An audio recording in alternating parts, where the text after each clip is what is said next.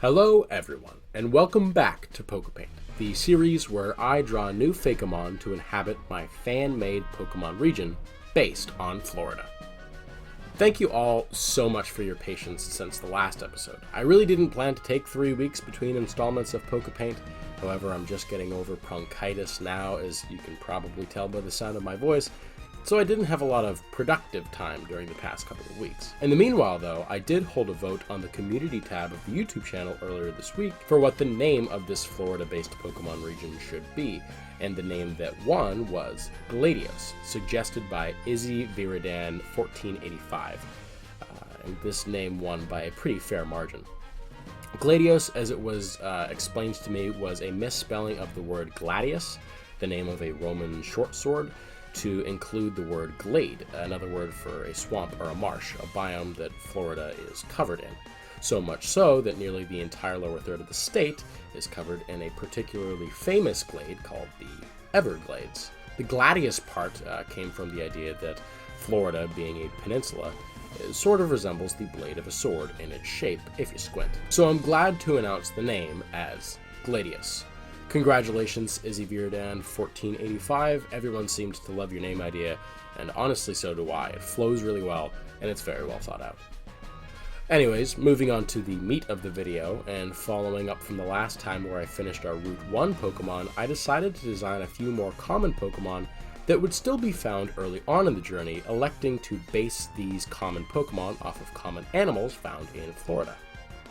The first Pokemon of the video is a poison type that I decided to base off of the cottonmouth snake. The idea for this Pokemon was to extrapolate on the cotton part of its design, as cotton is a pretty commonly grown crop in the deep south of the USA, and even in some parts of northwestern Florida. The idea was to make this Pokemon vaguely resemble the stem of a cotton plant, with wisps of cotton growing out of its mouth, because, you know, cottonmouth. I did 2 passes on this Pokemon, liking but not loving the first one. I dabbled with what must have been a million color palettes between redesigns, trying to make it vaguely resemble a plant without turning it into a grass type. Eventually, I decided to sort of subdue the plant similarities, at least in the color palette, by landing on a gray-blue, and with a slight redesign that simplified the body patterns, these final touches made the idea really work. And boy did it. This is probably one of my favorite Pokemon I've made to date. Its name, Hissbisscus, would combine the words hiss and hibiscus, a flowering plant that is apparently related to cotton. I used one of my redder palette swaps for the shiny, as it looked a lot like the colors found on real-life cotton plants. Hissbisscus, the cotton Pokemon. Found most often in reed beds and brushlands near running water, they usually attempt to hide away from people and other Pokemon due to their timid nature.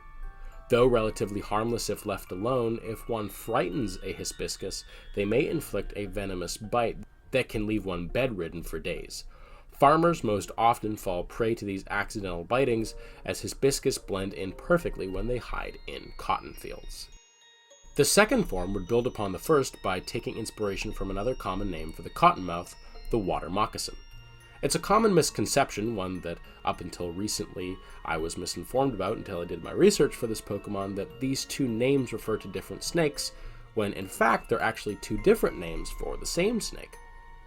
Adding the water type via the evolution method of the water stone, I was able to make a big river serpent Pokemon, which would add a slight feeling of danger in exploring the wilds of Gladios. Filling a role similar to the Florida alligator, it would be a frightening water beast of the wetlands. Although, don't worry, I will be adding an alligator Pokemon at some point in the future. So this snake Pokemon doesn't entirely fill that niche.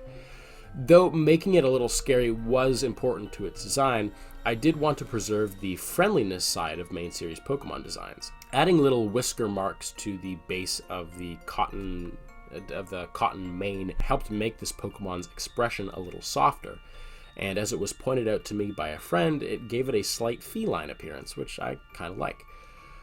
I also added a bit to the Pokédex exploring its relationship to humans, stating that this cotton is used to make clothes, which gave me the image of a little old lady knitting in her rocking chair with her beastly companion Mohissan at her side.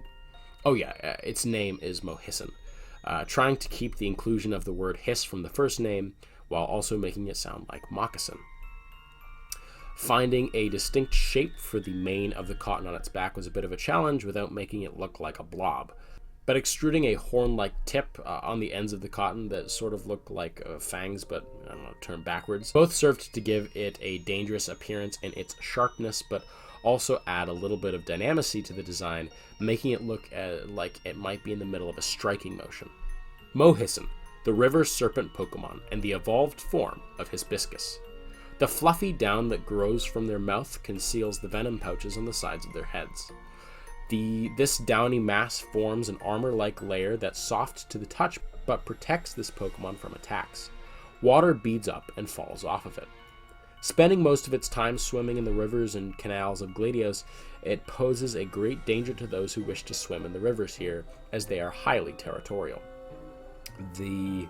Their cotton fluff can be harvested without harming the Pokemon, and seamstresses from the Gladios region are known to create durable and unbelievably soft clothing with it.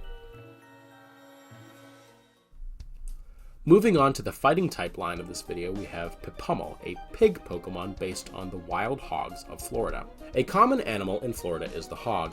Invasive and very popular in the state, they are actually super bad for the environment because of the fact that they have no natural predators to quell their population, and they're also super aggressive, posing a threat to both native wildlife and the safety of humans. It is for this reason that hunting these pigs is legal year-round in Florida, and in some parts of the states it's actually encouraged. It is for this reason that hogs, and specifically hog hunting, is culturally significant in Florida, and due to this two-way and relatively violent relationship with humans, that gave me the idea of a monotype pig Pokemon that seemed like a perfect fit for a Florida region.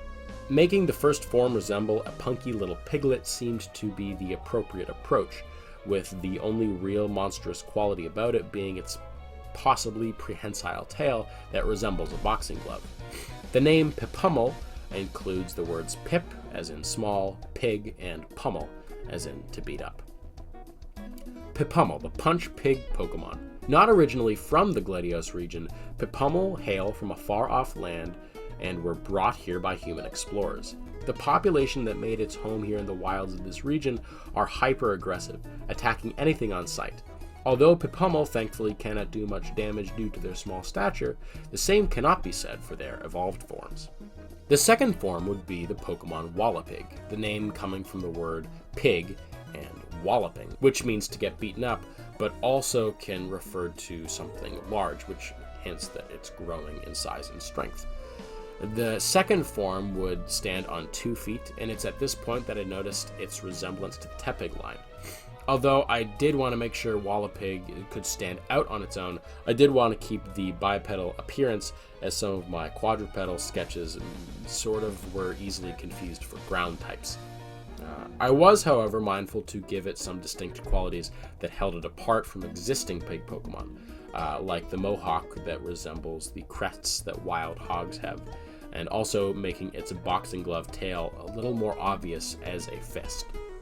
The second reason for the bipedal stance was to make it resemble a WWE wrestler or a luchador wrestler, and its body markings were made consciously to evoke a similar design to those colorful wrestling costumes from TV wrestling. Playing off of this idea, I wanted to subvert the expectation of the noble fighter stereotype that a lot of fighting type Pokemon have by making it kind of a little jerk in the way that I wrote its Pokédex page, playing off of the hyper-aggressive part of its real-life inspiration. Wallopig, the punch pig Pokemon and the evolved form of Pipumel. They love battle and seek it out at every possible opportunity. Though they are proud and tote themselves around as masterful combatants, it is observed that these Pokemon often fight dirty in a pinch, using the hand-like appendage on their tail to their advantage. Their growing tusks make for lethal weapons, and wild Pokemon often choose to flee when Wallopig enter their territory, as opposed to stay and fight. The final form was Luchaboar, and it was a surprising challenge to create, as I went through what I believe to be multiple dozens of sketches before I settled on a design that I even remotely liked. Wanting to play up the self-indulgent, gluttonous, nasty nature of this Pokemon, I took some reference of particularly fat wild hogs and how their wrinkles can make these unique folds that fold in front of their eyes. I used that to give a visual representation of their personality, coming up with the idea that this represented their characteristic blindness, both in how they are unself-aware of how they're perceived, seeing themselves as powerful, but everybody else sees them sort of as a bully, and also with how quick to anger they are, often flying into a blind rage. I also anthropomorphized the crest found on many hogs to look like a mohawk, and this helps illustrate the punkish nature. The name Luchaboar comes from a combination of the words boar and luchador. Looking into the final version, I love the uniqueness of the lack of eyes, and I almost wish I had the foresight to add this aspect to the earlier Pokemon in this line. In the future, I might revisit this Pokemon, as I love the concept and execution, but I think I might want to give it a few more passes. But only time will tell, and I didn't want to keep you waiting for another week for another episode of Poképaint.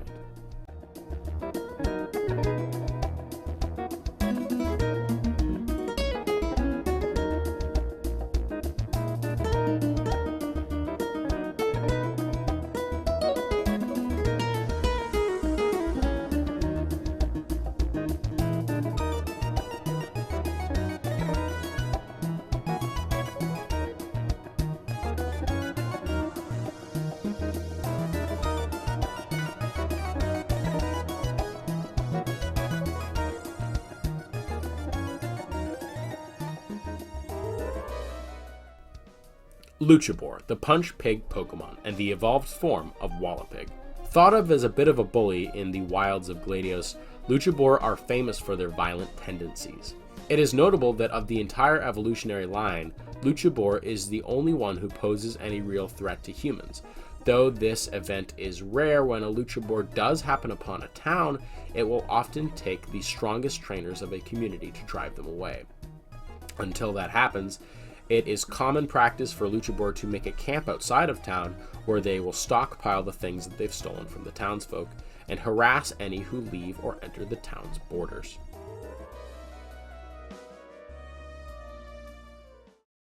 Hissbisscus and Pipumel, along with their evolutionary lines, add 5 more Pokemon to the wilds of Gladios.